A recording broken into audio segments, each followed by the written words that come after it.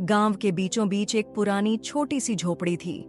उसमें एक बुजुर्ग महिला रहती थी जिसे लोग दादी माँ कहकर पुकारते थे। उनका जीवन कठिनाइयों से भरा था, लेकिन उनके पास अनुभवों का अथाह सागर था। वे हर किसी को अपनी बुद्धिमत्ता से जीवन की गहरी सीख देती थीं।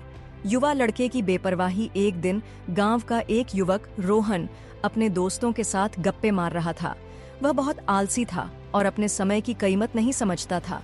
पढ़ाई में लापरवाही करता, घर के कामों को टालता और बस यूं ही समय बर्बाद करता। दादी माँ ने यह देखा और उसे पास बुलाया। वे प्यार से बोली, बेटा, तुम अपना समय व्यर्थ क्यों गंवा रहे हो? रोहन ने हंसते हुए कहा, अरे दादी, अभी तो मैं जवान हूँ, मेरे पास बहुत समय है, बाद में देख लूंगा। दादी माँ मुस्कुराईं और बोली, अच्छा चलो, तुम्हें एक छोटी सी कहानी सुनाती हूँ। बूढ़ी औरत और सोने की मोहरें। बहुत समय पहले की बात है। एक बूढ़ी औरत थी जिसके पास एक थैली में 36,400 सोने की मोहरें थीं। वह हर दिन उन्हें अपने पास रखती, लेकिन एक शर्त थी। वह मोहरें जो वह खर्च नहीं कर पाती, वे अगले दिन गायब हो जाती थीं। वह रोज सोचती कि कल इस्तेमाल कर लूंगी, लेकिन यह सोचते सोचते उसकी अधिकांश मोहरें यूं ही बर्बाद हो गईं।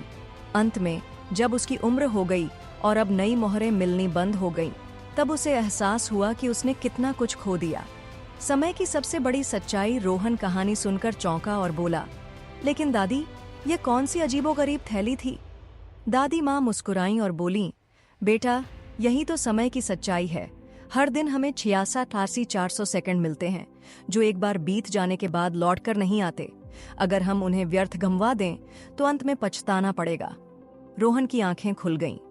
उसने वादा किया कि वह अब अपने समय की कीमत समझेगा और आलस्य छोड़कर मेहनत करेगा। समय सबसे अनमोल संपत्ति है।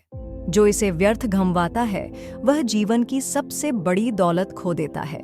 इसलिए हमें हर पल का सदुपयोग करना चाहिए, क्योंकि खोया हुआ समय कभी वापस नहीं आता।